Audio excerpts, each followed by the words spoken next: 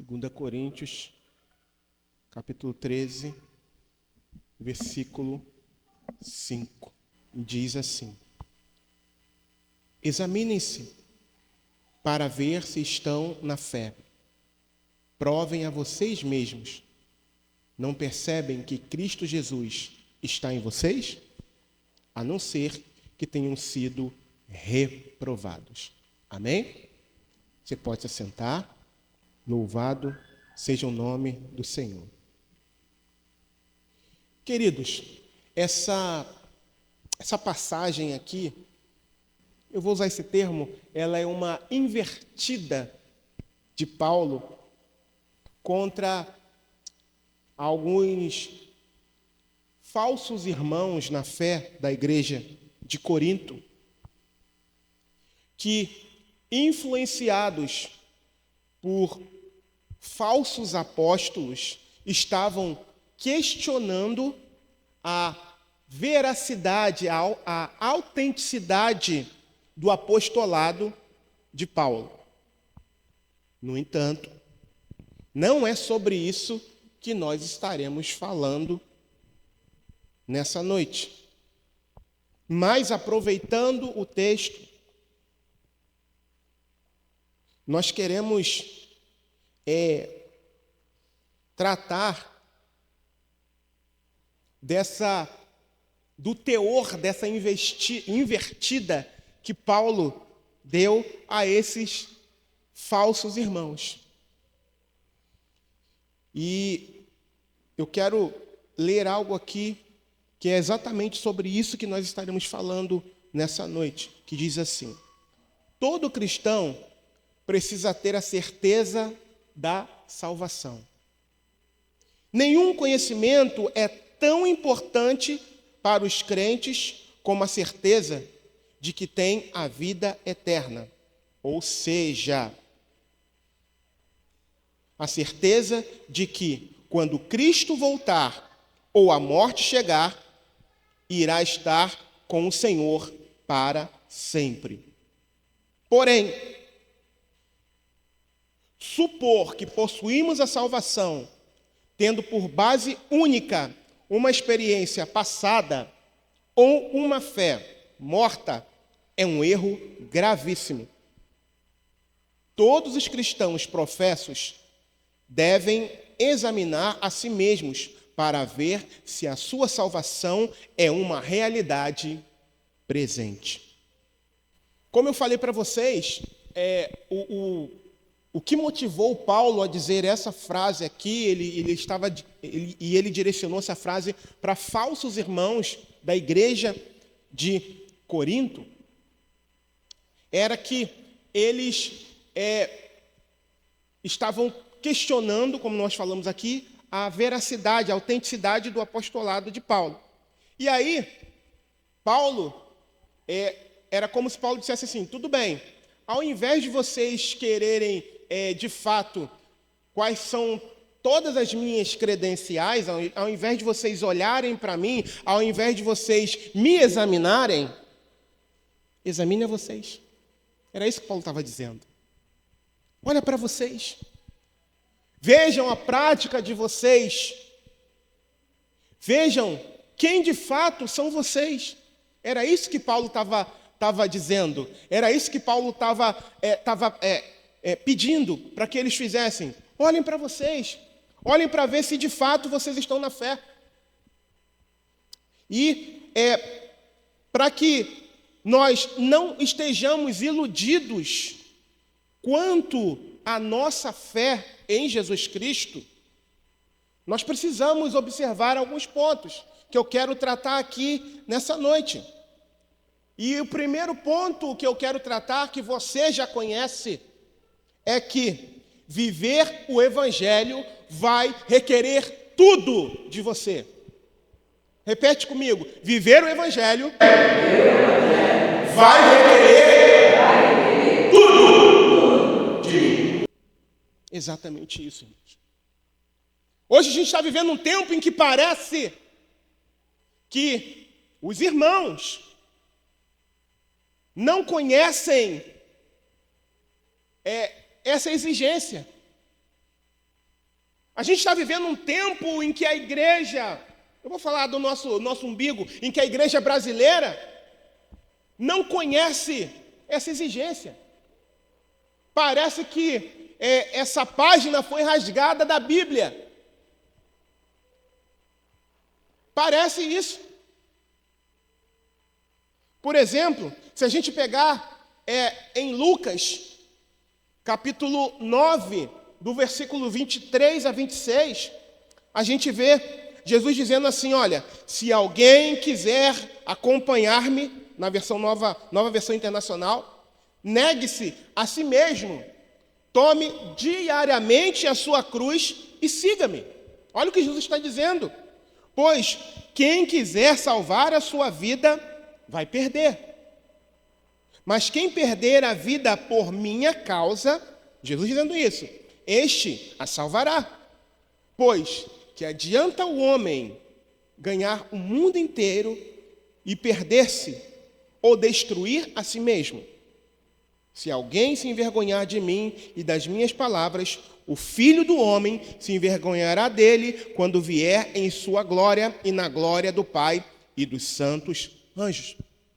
Está aqui uma exigência para todo aquele que quer viver em Cristo. Vai custar tudo.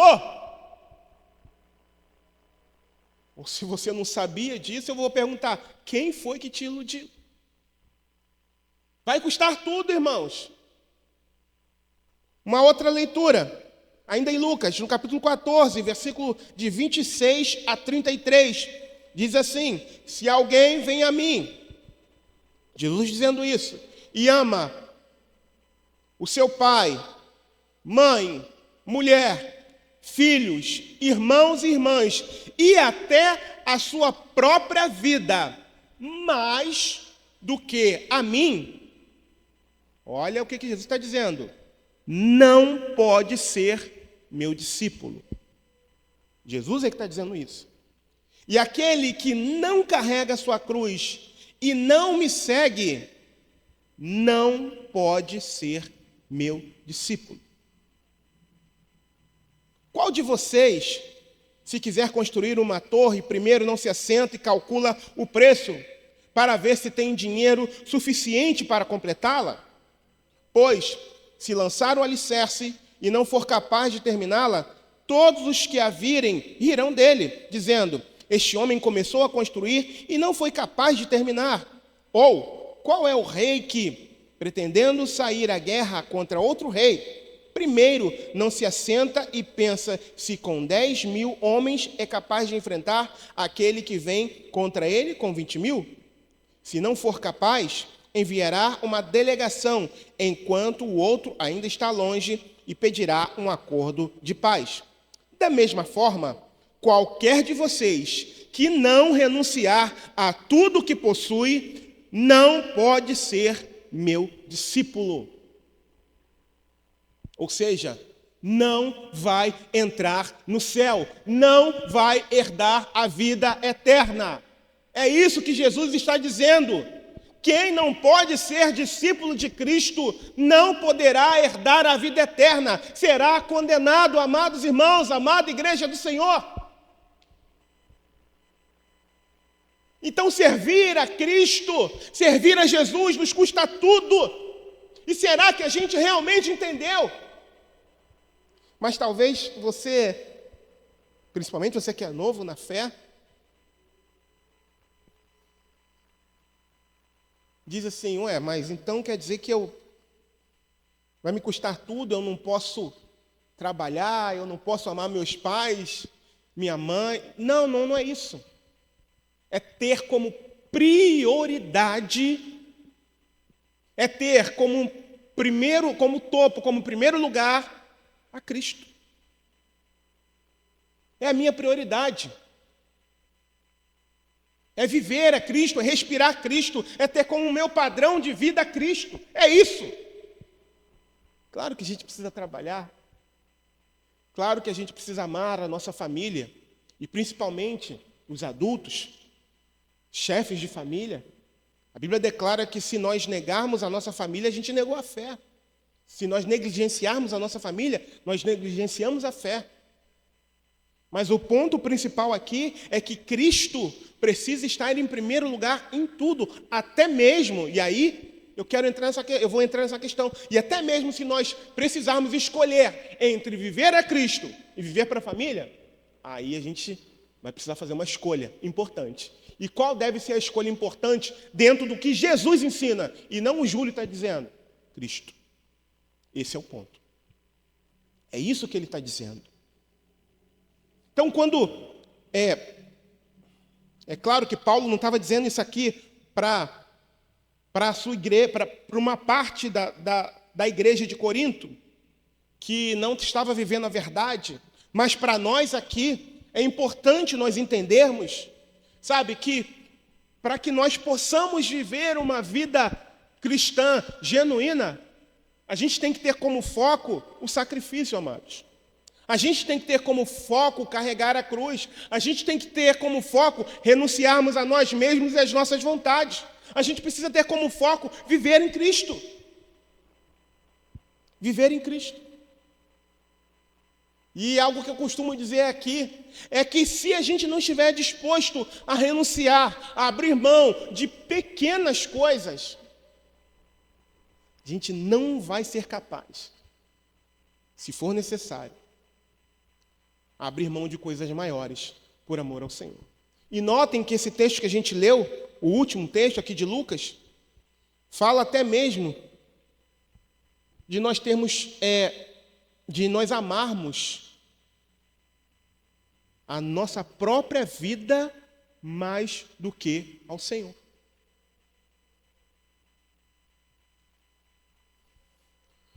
E quando eu falo isso, eu me lembro dos, se eu não me engano, 21 egípcios, já tem muitos anos atrás, que não negaram o nome do Senhor e por isso eles foram executados numa praia, se eu não me engano, lá na Líbia. E esse vídeo correu o mundo, deles sendo executados pelo Estado Islâmico, porque não negaram a fé. É daquilo ali que Jesus estava falando, no que diz respeito a amar a sua própria vida. Eles entenderam a essência do Evangelho. Talvez para você que seja novo, caramba, vai acontecer isso? Só Deus sabe, mas pode acontecer. Ah, mas então eu não quero Jesus. Ei, o Evangelho não trata de uma vida no aqui e no agora, não. O Evangelho trata de uma vida vivida cuja eternidade ela começa aqui, mas ela não finaliza aqui. A gente se despede desse mundo, em algum momento a gente vai se despedir desse mundo, mas a vida eterna começa aqui, mas ela dá prosseguimento num lugar onde não haverá morte, onde não haverá dor, onde não haverá injustiça, onde o próprio Senhor Jesus vai estar lá, dia após dia, pelo resto da eternidade.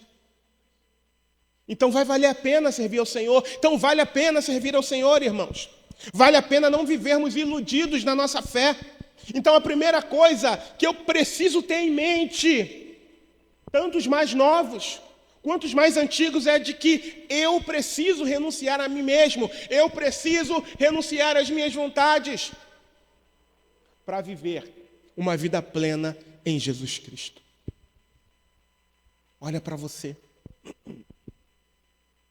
Não sejamos como uma parte desses irmãos de Corinto, que ao invés de olharem para si mesmos e analisarem as suas práticas para ver se de fato estavam em Cristo, eles estavam sendo influenciados por falsos apóstolos e questionando quem era Paulo. E aí Paulo diz isso aqui: olha para vocês mesmos, para ver se vocês estão na fé. Então, olhemos para nós. Ao invés de olharmos para A ou para B, mas e fulano que não vem? E fulano que deveria fazer isso e não faz? Ei, olha para você. Olha para você. Tem gente que acha, até a introdução que a gente leu aqui, tem gente que acha que porque um dia levantou a mão, veio à frente, tá tudo bem, acabou, eu estou salvo. Tem gente que acha que porque passou pelas águas. Estou garantido no reino. Ei, a salvação é diária. A prática da salvação é diária, queridos. Como a gente fala, é um leão por dia. Tem gente que acha, agora eu estou em Cristo, agora está tudo bem, é mil maravilhas. Não! Eu preciso zelar pelo que eu recebi. Eu preciso viver uma vida de santificação, como diz a palavra. E a paz com todos, sem a qual ninguém verá a Deus. Se eu não estiver vivendo uma vida de santificação, eu serei reprovado. Como Paulo advertiu aqui a esses irmãos. Eu preciso viver uma vida digna, eu preciso viver uma vida santa na presença de Deus, porque se eu não estiver vivendo, se as minhas vestes estiverem sujas, eu serei reprovado. Eu não passarei pela porta. Eu preciso ter a minha lâmpada cheia de azeite, caso contrário, se o azeite faltar, eu não vou entrar para as bodas do Cordeiro, é o que diz a palavra. Notem que as 10 virgens estavam esperando o noivo, as 10. Não era só as 5 que entraram, estavam esperando. Não, as 10 estavam esperando. E o que isso mostra para mim? Que nós precisamos estar vigilantes com a nossa vida. Nós precisamos estar com a nossa vida no altar. E nós precisamos zelar. E é responsabilidade nossa estar com a vida no altar. É responsabilidade nossa zelar pela nossa comunhão com o Senhor diariamente. Do contrário, a gente pode se perder sem perceber. Sem perceber. Então não se esqueça, para que nós não sejamos iludidos pela fé, para que não sejamos alcançados por essa ilusão da fé. Nós precisamos, em primeiro lugar, viver o Evangelho e entender que viver o Evangelho vai requerer tudo de nós. Tudo. Mas por que vai requerer tudo? Um exemplo muito simples que todo mundo sabe. João 3,16. Jesus se deu pela metade? Foi pela metade? Deus entregou o seu único filho pela metade? De que forma Deus entregou o seu filho? De uma forma completa. Deus entregou o seu filho sem reservas. Sem reservas. Jesus se entregou por inteiro. E o mesmo Deus exige de nós. Segundo lugar, ao olharmos para nós mesmos, nós precisamos ter uma fé verdadeira, uma fé genuína. E aí, eu quero usar o livro de Tiago, no capítulo 2, versículo 26, que diz assim: assim como o corpo sem espírito está morto, também a fé sem obras está morta. Queridos, a gente vive um período em que a maioria dos cristãos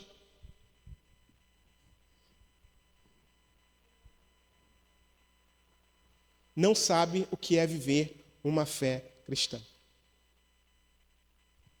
Viver em Cristo não é viver uma série de afirmações.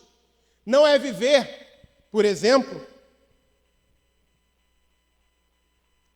uma sensação maravilhosa de um culto. Ai, que culto maravilhoso!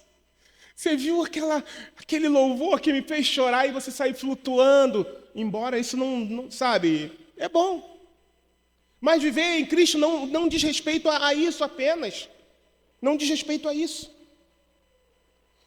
Viver em Cristo não diz respeito apenas a ser membro da igreja. Aqui não tem, mas tem lugar que tem carteirinha, né? O pessoal recebe uma carteirinha. Viver em Cristo não é isso. Ter uma fé genuína não é isso. Viver uma fé cristã é viver de uma forma verdadeira e inteira diante de Deus. É uma vida íntegra. É uma vida de atitudes práticas. É uma vida que você nem sempre vai precisar falar para que as pessoas vejam que você pertence ao Senhor. Nas suas atitudes, na sua fala, nas suas reações, as pessoas vão olhar para você e vão entender, vão compreender que você não é desse mundo, que você pertence ao Senhor. Ter uma fé genuína vai transparecer isso para as pessoas.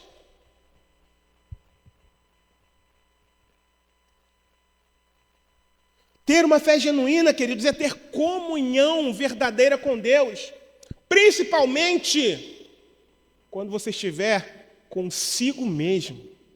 Isso é ter fé genuína. Porque ter fé genuína no meio da congregação, louvando, levantando a mão, louvando, a gente chora. Tem gente que dança, tem gente que pula, que vibra. Legal. É para Deus? Beleza. Mas e lá? No seu secreto? Quem é você? Quando não tem ninguém por perto, quando você está com isso aqui na mão, ó, com a porta fechada, quem é você? Hã? Isso é viver uma fé genuína. O tipo de assunto que você trata aqui com as pessoas, quem é você? O tipo de vídeo que você procura aqui, que você assiste aqui, quem é você? Quem é você?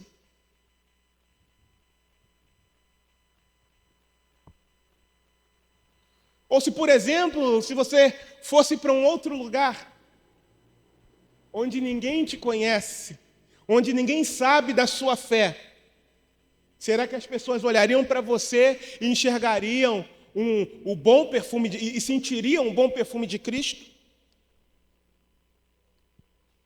Viver uma fé genuína é isso.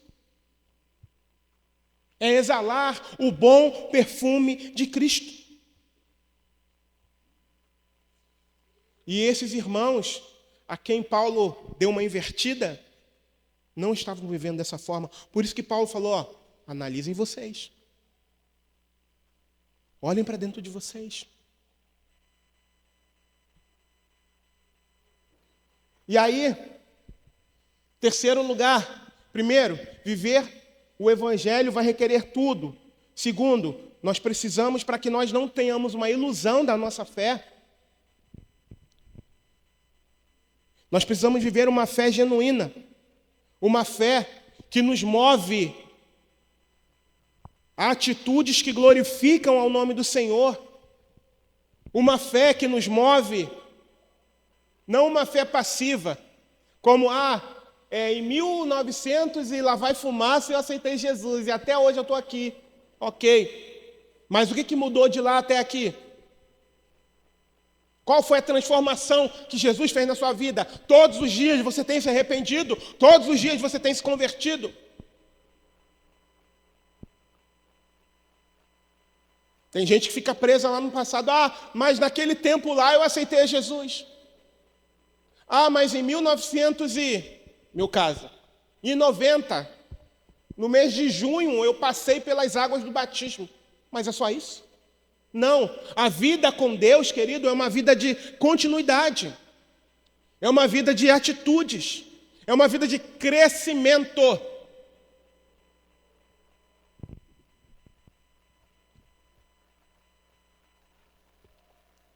Minha filha já foi do tamanhozinho de Ravi.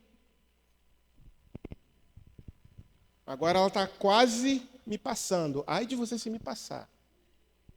Está quase me passando na altura. De igual modo, o que é que Deus espera de mim e de você no que diz respeito à nossa fé? Você entendeu o que eu quis dizer? Crescimento.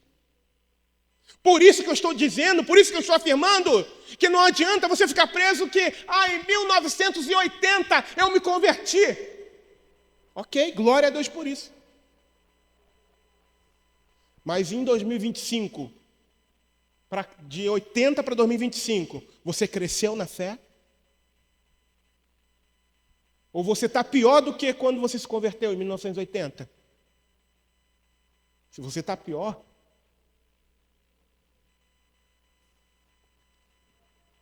é uma ilusão que você está vivendo. Uma ilusão da fé. Ah, mas eu me batizei em 1990, que realmente foi o meu caso. E foi num período de frio. Eu tremia, me lembro como se fosse hoje. Junho de 1990. Passando pelas águas. Eu me batizei e agora eu estou quites com Deus. Ei, não, é todo dia. Sim, o batismo é uma ordenança do Senhor. Glória a Deus por isso. Mas eu preciso prosseguir em conhecer ao Senhor. Terceiro lugar, o texto fala: examinem-se para ver se estão na fé. Provem a vocês mesmos. Paulo falando isso para esses irmãos aqui. E diga-se de passagem, para esses falsos irmãos aqui. Queridos, o que mais ameaça a civilização, a nossa civilização, não é a ignorância, mas é a ilusão do conhecimento. O que mais ameaça a nossa civilização, quase não sai a palavra, né? Civilização. Não é a ignorância, mas é a ilusão do conhecimento. Pensa bem nisso. Por causa disso aqui, a gente acha que sabe muito, mas a gente não sabe é nada. Nada. Vivemos na era da informação, mas à medida em que o conhecimento avança, a sociedade decresce. Parece que a sociedade está deixando de aprender. E dentro da igreja também acompanha a mesma coisa. Vai no mesmo ritmo. Muitas das vezes a gente está sendo ignorante da nossa própria ignorância, queridos. Agora eu quero deixar algo bem claro aqui nesse autoexame que nós precisamos fazer. A verdade é que o verdadeiro cristão nem sempre é alguém que sabe tudo. Nem sempre é alguém que sabe de tudo. Mas é alguém que conhece, que se conhece e que vive perante a sua trágica insuficiência, sabendo que a sua única esperança é a graça de Deus. Você entendeu? Tem gente que, voltando à questão eu aceitei Jesus em 1980 e está apoiado nisso. Eu me batizei em 1990 e está apoiado nisso. Mas o verdadeiro cristão não é aquele que, glória a Deus, aconteceu isso no momento, glória a Deus, mas não está apoiado nisso. Está apoiado, sabe onde? Na misericórdia e na graça de Deus. Porque a palavra do Senhor declara que as misericórdias do Senhor são a causa de nós não sermos consumidos. E elas se renovam a cada manhã. A cada manhã. Queridos, a única esperança que está sobre nós é a graça de Deus.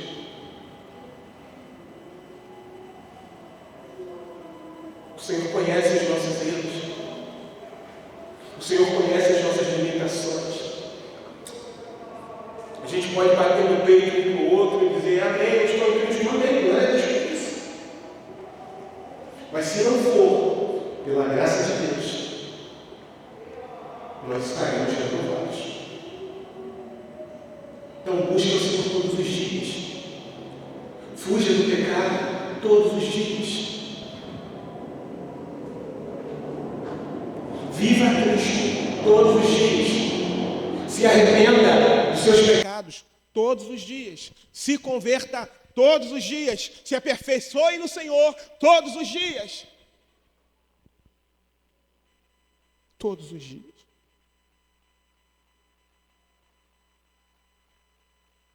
O verdadeiro cristão tem noção clara da sua fragilidade e da sua tendência a errar o alvo. Ele tem noção clara do quanto precisa da misericórdia de Deus que se renova a cada dia.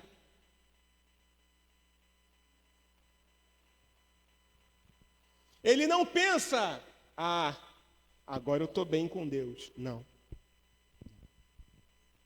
Embora possa estar. Ele não pensa assim. Mas ele vive sob a esperança da salvação,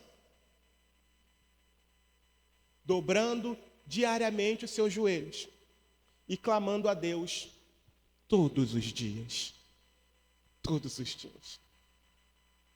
Todos os dias. Salvação é algo que, vida de santificação, melhor dizendo, é algo que a gente vai buscando no Senhor todos os dias.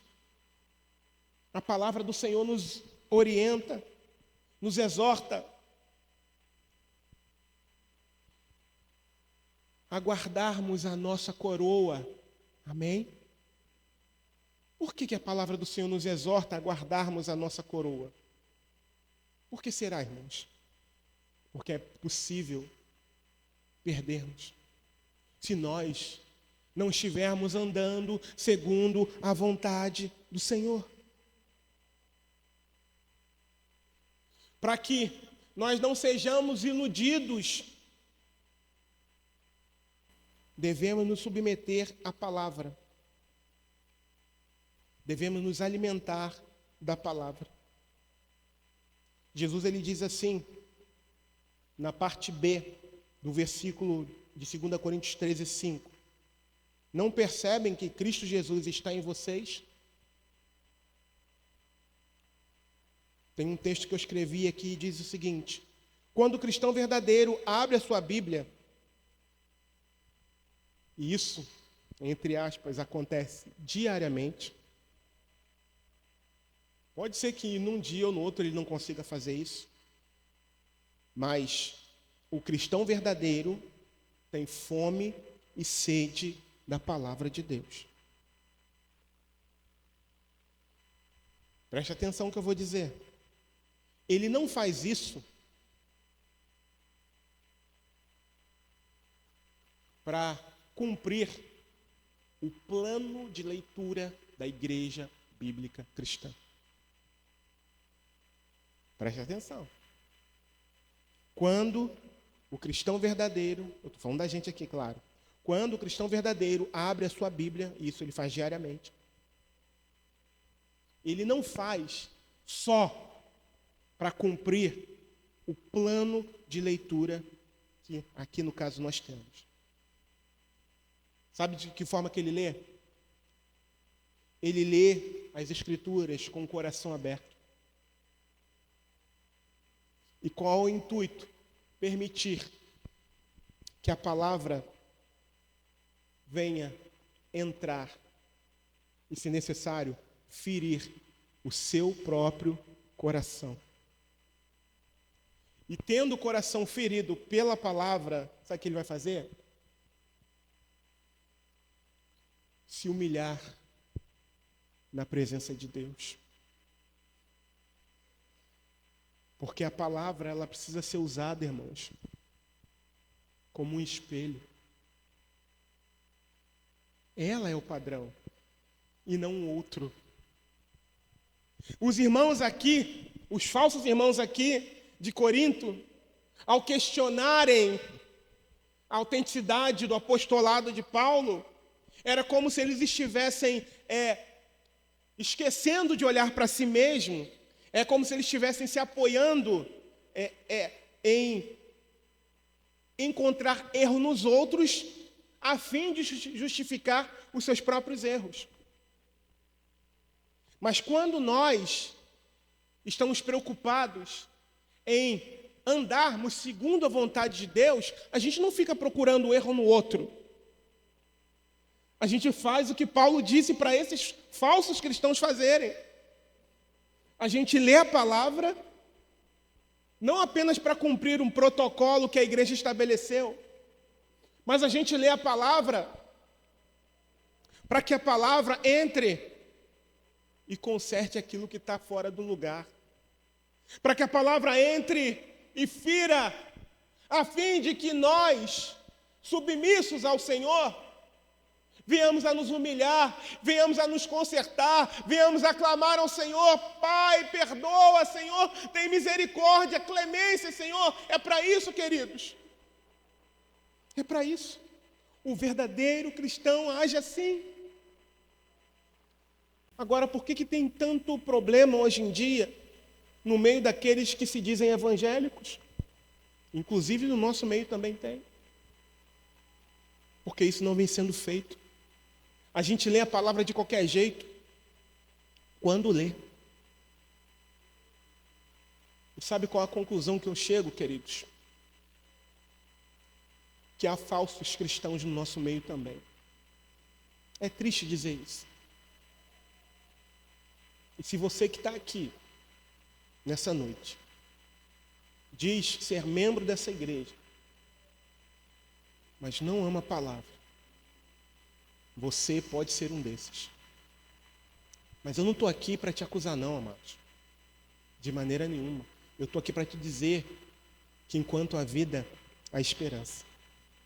Que você pode se arrepender e voltar, se voltar para a Escritura com a motivação correta, sem cumprir protocolo. É claro que a gente, de fato, aqui eu estou falando, a gente tem um plano de leitura aqui, anual, e todo dia a gente coloca, na verdade o Paulo ali me auxilia, ele coloca no grupo da igreja. Mas eu também fui confrontado com isso. Mas a forma como nós devemos ler a palavra é exatamente assim, é permitindo que o Espírito Santo, que o autor, venha nos confrontar, para que a nossa trajetória seja corrigida para a glória de Deus. A palavra de Deus precisa ser um manual de vida. Qualquer coisa que você compra, até um carro vem um manual, sim ou não? E aquele que é nova criatura também tem um manual. Tem? Tem. Aqui, ó. Manual da vida. Aqui. A gente precisa fazer uso dele todos os dias. Jesus, ele fala para a gente examinar as Escrituras. Porque nós cuidamos de ter nela a vida eterna e são elas que dão testemunho dele. Então a gente não pode, a gente não deve negligenciar a palavra. Tem gente que se apoia em lugares em que, não, eu vou lá. Nada contra, tá? O que eu vou dizer aqui, são uma benção. Eu vou lá na irmã do Coque, porque Deus tem alguma coisa para falar comigo lá. Está errado. Está errado. Eu vou lá no culto da revelação. Está errado. Está errado. Deus se revela onde Ele quiser, irmãos. Não precisa dar nome, não precisa definir o dia para Ele se revelar, não. Eu falei hoje pela manhã, minha esposa e eu estamos num propósito. A gente tem vindo orar aqui, orar por vocês. E sabe o que motivou isso? Deus deu uma revelação para uma irmã aqui da igreja. Eu não entendi. Aí, passaram-se alguns meses, irmã Selma. Aí minha esposa me lembrou. Quando ela me lembrou, sabe, parece aquela ficha. Eu falei, caramba, então a gente tem que fazer isso.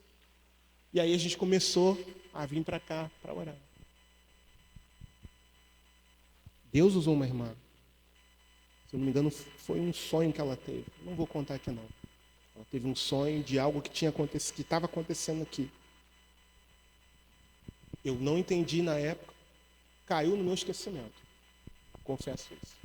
E aí, eu e minha esposa conversando sobre algumas questões daqui. E aí minha esposa lembrou, você lembra que a irmã falou para você assim, assim, assim, assim? Eu falei, Jesus, é verdade. Eu falei, agora, vamos, a gente vai... E a gente se levantou e a gente vai fazer isso, isso, isso. Deus não usou? Eu precisei ir para algum lugar para procurar isso. E normalmente, queridos, quando isso acontece, eu não vou dizer que seja todos os lugares, mas normalmente, quando as pessoas vão atrás disso, elas encontram. Mas não encontram aquilo que está à luz da Bíblia. Infelizmente. Tá? Infelizmente. Então, ame a palavra. Ela é inerrante. Ela não erra, ela não falha. Aqui está o manual para a vida. Então, cuidado com essas coisas. Eu não estou dizendo que não ocorram. Aconteceu comigo. Graças a Deus, aqui. Aconteceu aqui. Deus usou uma pessoa para falar comigo. Graças a Deus, minha esposa estava perto. E nós, ainda que um pouquinho, digamos, de uma forma tardia, a gente começou a agir. Então, ame a palavra, se submeta à palavra de Deus. Se submeta à palavra do Senhor. Quinto e último lugar. Devemos nos submeter à palavra e não escolher o que vamos aplicar. Devemos nos submeter à palavra de forma completa e não escolher o que mais me apraz, o que mais me dá prazer. A gente vive dias hoje, eu sinceramente nunca imaginei que eu fosse viver isso. Hoje antigamente tinha uma outra religião que a pessoa se dizia daquela religião não praticante. Hoje em dia tem um cristão não praticante também. Eu nunca imaginei que eu fosse falar isso, que eu fosse vivenciar, mas hoje em dia tem. E aí, 2 Timóteo 3, 16 e 17 diz assim: toda a escritura é inspirada por Deus e útil para o ensino, para a repreensão, correção, para a instrução na justiça, para que o homem de Deus seja apto e plenamente preparado para toda boa obra. O texto aqui de Paulo, escrevendo a Timóteo, ele fala que toda a escritura é inspirada por Deus. Toda. Mas a gente hoje vive dias em que nós só queremos obedecer aquilo com o qual nós mais nos identificamos. A gente só quer obedecer na palavra aquilo com o que a gente mais se identifica. Aquilo que não identifica, a gente deixa para lá. Eu quero te dar uma triste notícia se você é desse tipo. O inferno está com a boca aberta para te receber. Pastor, eu estou falando a verdade. Se toda a palavra, está escrito aqui, você tem esse registro na sua mão, toda a escritura é inspirada por Deus, então por que eu tenho que ficar escolhendo aquilo na palavra que o Senhor me manda fazer?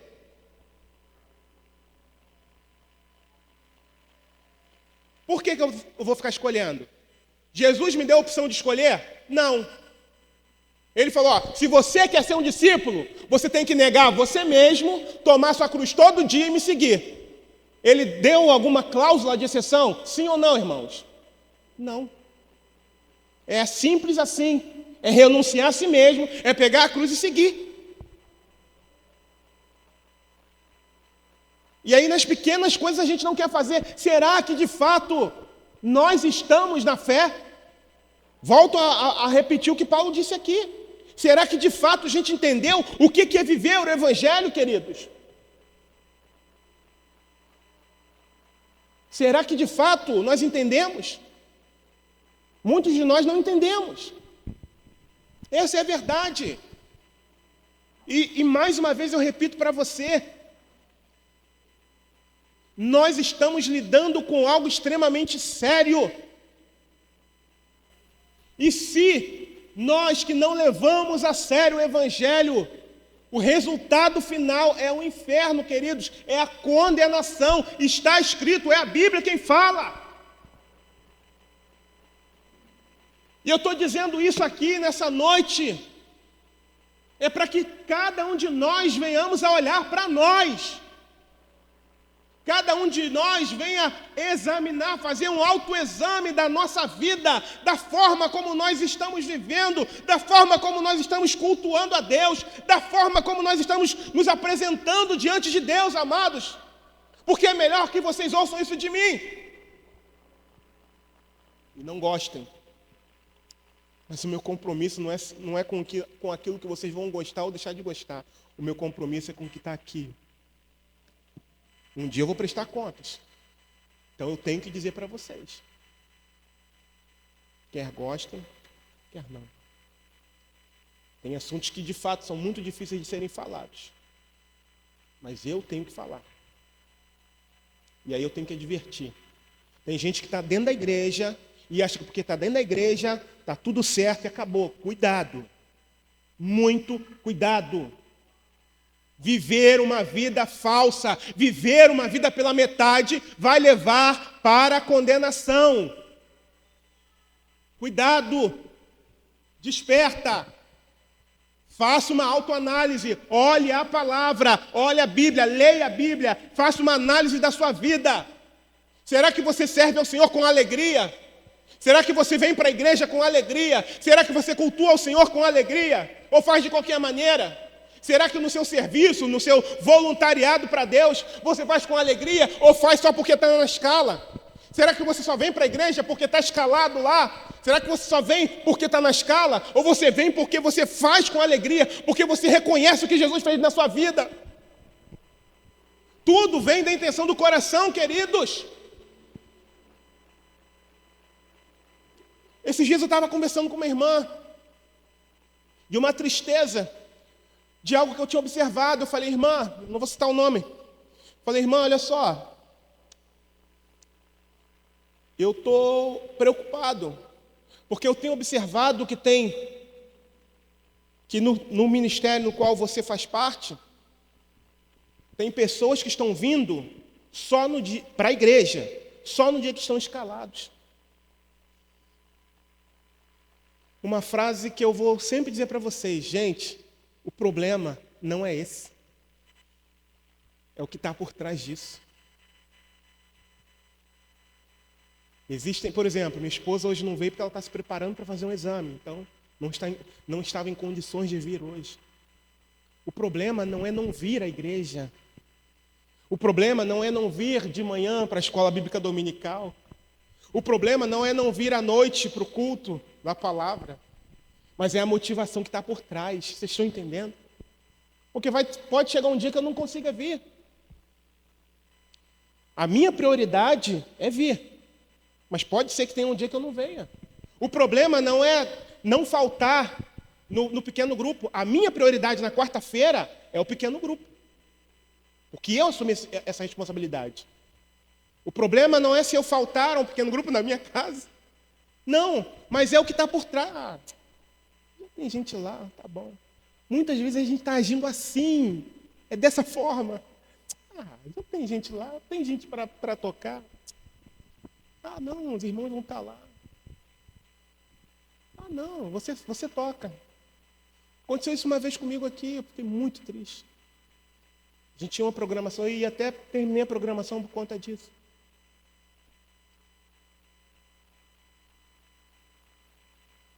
Eu fiquei com a cabeça quente, acabei finalizando uma programação que a gente tinha aqui. A gente estava contando com uma pessoa, não, eu vou para outro lugar, de fato existia essa necessidade. Não, mas a resposta foi triste. Não, você toca, você pode tocar. Mas, não, você não. Eu vou para outro lugar.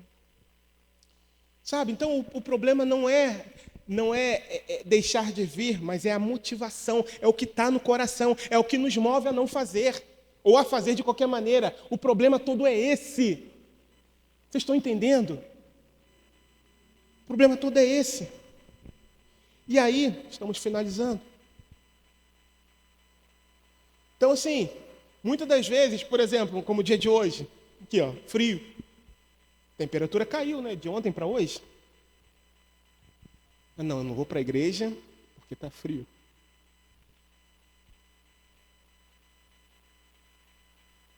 O problema é esse? Amém. Mas será que de fato é? Vamos lá. Deixa de ir para o colégio porque está frio? Ou está chovendo? Não posso porque tenho um trabalho. Não posso porque tenho prova. Não posso porque eu já estou pendurado com falta. Então o problema é bem pior do que parecia. Deixa de trabalhar porque está frio?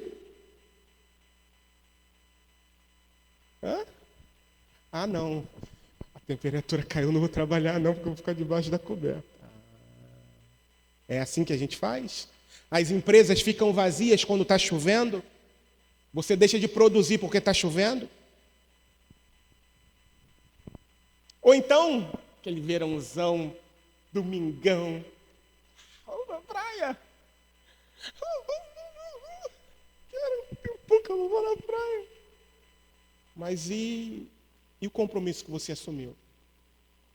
Pastor, você é um legalista? Não sou, gente. Eu amo praia, tá? Amo. Embora eu prefira a piscina, mas eu gosto muito de praia também. Mas se eu puder escolher, eu vou num dia em que eu não tenho um compromisso firmado com o Senhor. É simples assim.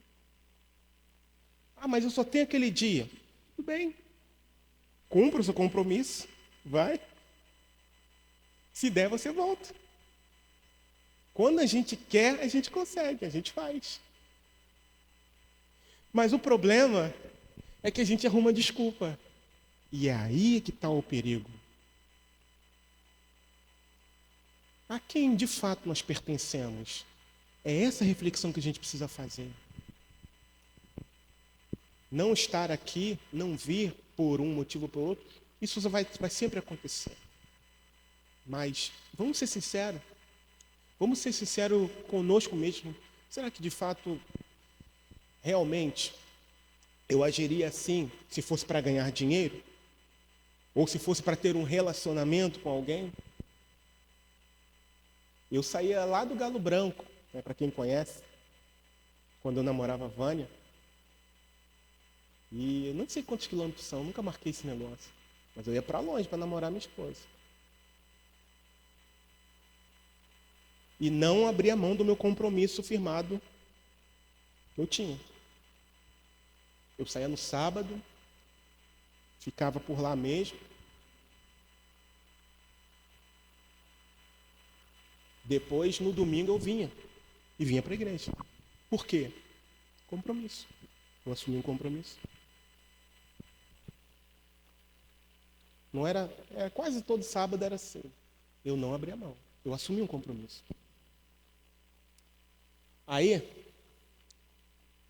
eu não quero citar algumas coisas que acontecem aqui, mas aí por exemplo, aí às vezes a gente vê deficiência, vou usar esse termo, de pessoal em alguns setores que não são pontuais, tá? Já são cotidianos.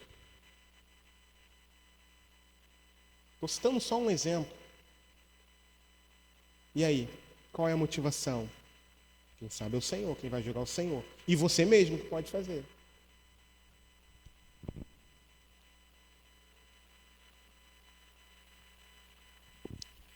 E aqueles que odeiam levantar de manhã? Será que para Jesus não vale a pena? Será que para aprender mais da palavra não vale a pena? Por quê? Porque se fosse marcar aquele passeio maneiro, Hã? Cara, tu levanta bêbado de sono, mas você vai. Cara, aquele passeio que você esperou, sabe, um tempão. Mas para aprender, para crescer na fé, sabe, porque isso diz respeito à eternidade. Ou não? Ou é só uma encheçãozinha, desculpa a expressão, de linguiça? Não é não, queridos. Não é não, a gente está falando da palavra, de algo sagrado, de algo sério. Ou então aquele que veio de manhã, já é como se fosse uma empresa, né? Já bati meu ponto de manhã, cara. Ir para a igreja de noite para quê? Já bati meu ponto de manhã. Amados, uma das coisas que eu sempre tenho falado é que, na verdade, na palavra, é que quanto mais se aproxima aquele dia, mais nós devemos congregar. E aí, baseado na palavra, não é no que eu sempre tenho batido na tecla, na palavra. O que eu tenho que fazer? A igreja tem 2 dias de reunião. Né? Um no pequeno grupo, que aí depende do seu pequeno grupo que você vai, e outro que é aqui no domingo. Então, o que eu preciso fazer? Eu vou focar. Por quê? Porque eu preciso aprender. Porque é importante viver no meio da comunhão. O Cleiton, né, na hora da ministração, falou dessa importância. Que no meio do povo de Deus, Deus libera a sua bênção. Deus derrama a sua bênção. E a gente está vivendo um tempo em que muitos não estão entendendo isso. Ou não querem entender. Ou, de fato, não estão na fé. É simples assim. Porque é impossível, irmãos, é impossível alguém que não ame ao Senhor não amar viver em comunhão. Guarda isso que eu estou falando para você. É impossível, não é compatível. Guarda isso que eu estou falando para você. Não é compatível quem ama o Senhor não querer estar com os seus irmãos. Não é compatível. Se eu amo o Senhor mesmo, eu vou querer estar no meio da galera, no meio dos meus irmãos. É assim que funciona. Sempre foi assim. É só você ler a palavra. Você vai ver. Então a gente está vivendo um período muito perigoso, muito triste, onde as pessoas estão ocupando a cadeira da igreja, mas infelizmente não terão um descanso eterno. Estarão em condenação eterna. Essa é a verdade. Pastor, mas você está sendo... irmãos, hoje eu preciso dizer isso para que você não se diga enganado. Talvez você assista alguns líderes aí na internet, né? Teve uma pessoa que comentou comigo que o líder dela falou que está tudo bem vir num período só de culto no domingo. O restante você aproveita e vai fazer o que você quiser. Eu discordei, discordei. Por quê? Porque a gente está sendo bombardeado ininterruptamente. A nossa fé está sendo minada, atacada, melhor dizendo, sem parar. Então, como é que a gente contra-ataca em relação a isso? Com o quê? Com a palavra. Com a palavra. Por que tem um monte de crente fraco, caindo, abandonando a fé? Por causa disso. Porque acha que vir para a igreja uma vez é o suficiente, quando não é. Devido aos muitos ataques que a gente recebe. Por esse motivo, o máximo de tempo que nós pudermos estar juntos, nós precisamos estar. E para finalizar, o cristão falso está a caminho do inferno. O cristão hipócrita também. O cristão vingativo, que odeia seu irmão, não vai para o céu. E se não vai para o céu e só existem dois caminhos, a gente já sabe para onde ele vai, né? O cristão que não é honesto nos seus negócios está a caminho da condenação. O pastor falso, covarde ou omisso não apenas está indo para a condenação, mas também está levando muitos dos seus pastoreados junto com ele, porque se omite de falar a verdade da palavra. O cristão que não leva a sério o seu vício de pornografia como algo que apresenta um perigo mortal, está a caminho do inferno. O casal jovem ou o casal maduro que se relaciona sexualmente sem estar casado será condenado ao inferno. Como qualquer outro relacionamento íntimo fora do padrão e da vontade estabelecidas por Deus. O cristão não praticante vai para o inferno. Ele não passa de um pagão iludido que dorme na ilusão da fé. Finalizando, como ser verdadeiro?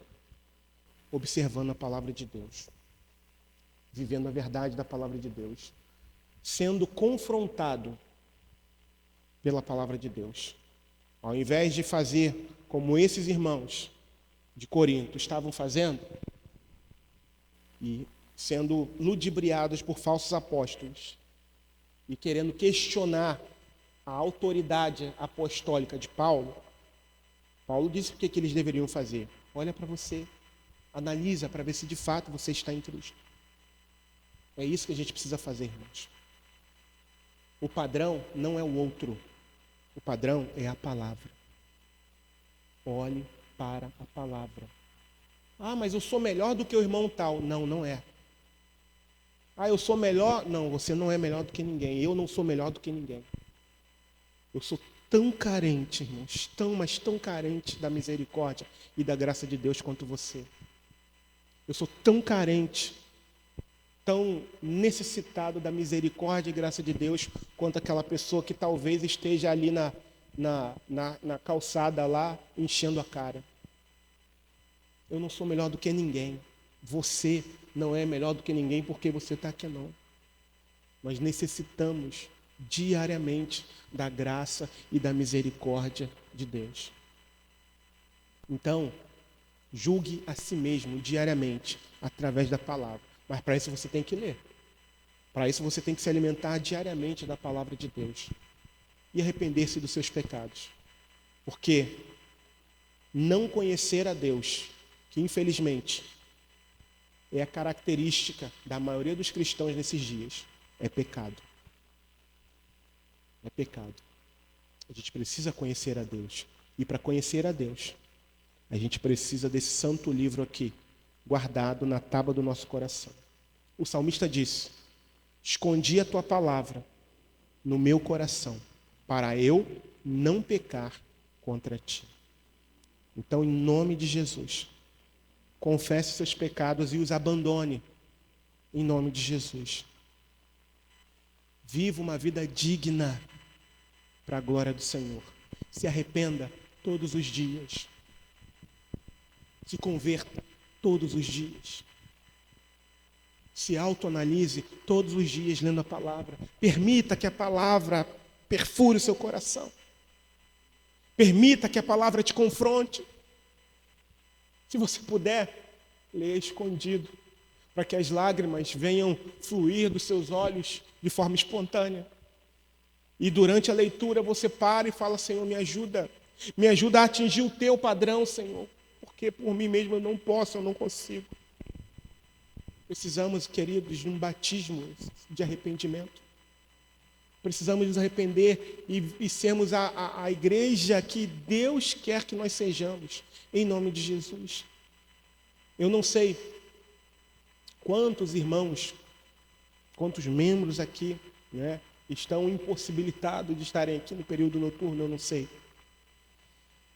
Mas que cada um de nós deve se autoanalisar à luz das Escrituras. Se de fato a gente está nas pequenas coisas, renunciando a nós mesmos, ou se o frio é mais forte do que a renúncia que eu faço de mim mesmo para simplesmente estar aqui. Eu não sei. Que o Senhor tenha misericórdia de nós. Que o Senhor tenha misericórdia da igreja brasileira. Que o Senhor tenha misericórdia da igreja bíblica cristã. E que verdadeiramente você que está aqui nessa noite venha olhar para dentro de você mesmo e ser confrontado pela palavra. Como eu falei, é melhor que você ouça de mim, mesmo não gostando, e tenha tempo de mudar, do que chegar no grande dia, ser enquadrado por Jesus. A Bíblia declara que ele vai deixar de ser advogado nesse grande dia para ser juiz. E aí não vai ter mais desculpa, não vai ter mais escapatória. O momento de arrependimento é agora. O momento de mudança de vida é já. O momento de mudança de postura é agora, enquanto há o fôlego de vida em nós. E eu digo isso, primeiro, por temor ao Senhor e amor à igreja dele, não minha. Sou apenas um mordomo. Eu estou incluso nesse pacote também, de me arrepender, de me voltar para Deus, de me autoanalisar. Em nome de Jesus. Se coloque de pé, vamos orar.